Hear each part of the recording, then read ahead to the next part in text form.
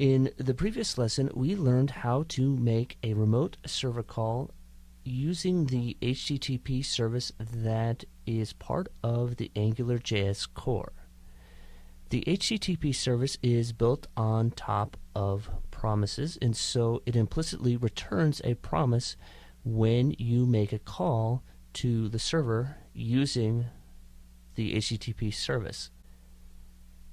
There are situations where you may want to actually do something before you actually pass that data back to the controller for consumption.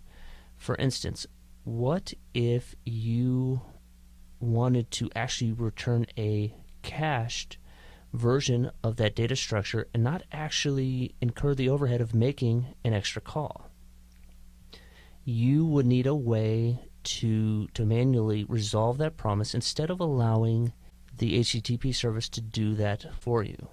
So the goal is to show you how to use promises in your model and do it in such a way that your controllers are oblivious to whether or not it was coming from the HTTP service or you were manually resolving it. And this is where the queue service comes in. So AngularJS uses the queue service to handle promises, and so we are going to inject the queue service into the categories model, and from here let's go to where we're calling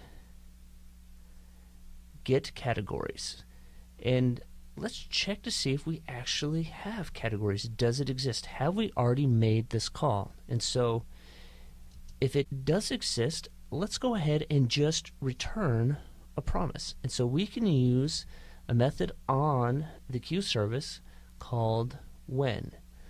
And what this does is it takes an object and it wraps a promise around it. And so now what we're doing is we're saying if categories exist, go ahead and return a promise using this when method, and in the promise put the categories. And so at this point we are actually going to check to see if categories exist. If it does, then it will be as if we already made a call to the server and got categories. And so this is a really kind of gentle introduction into promises and probably the easiest scenario that you're going to see. But let's take this a little deeper, and we are going to create a method called getCategory by name. And this is going to be a method that we're going to need in a future lesson. So we'll go ahead and create it now. And we are going to create a deferred object by calling queue.defer. And so this returns a deferred object.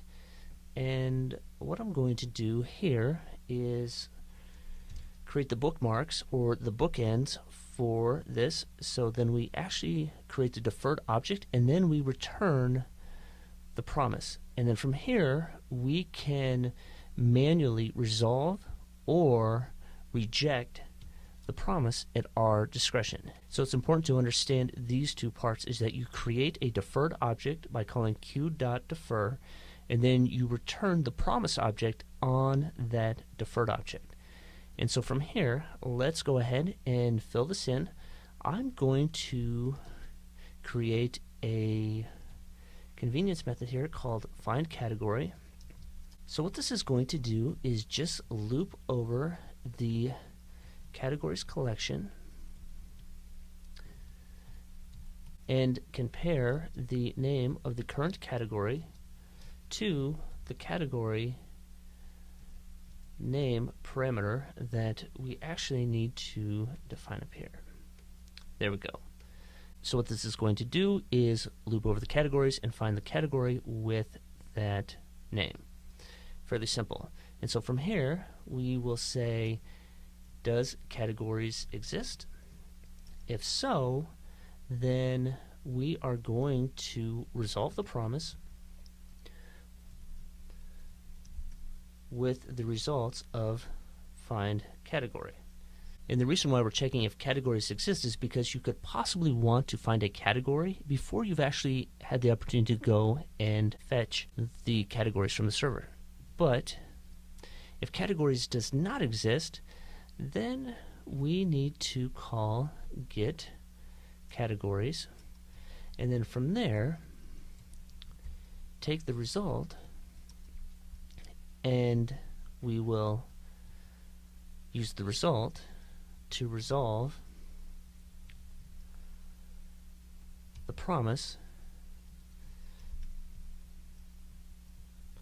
like so. So we are simply just adding in an extra step.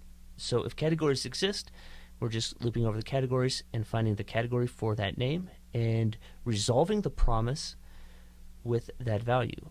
If it does not exist, we are making a call to the server, getting the categories, and then resolving the promise that we created with the results of find category. So we're just inserting that extra step. And so this is the technique for manually creating a promise. We return it to the consumer, and then we can either resolve or reject it. Stay tuned for the next lesson where we will continue to refactor the functionality from the main controller back into the appropriate parts of the egghead application. I look forward to seeing you in the next lesson.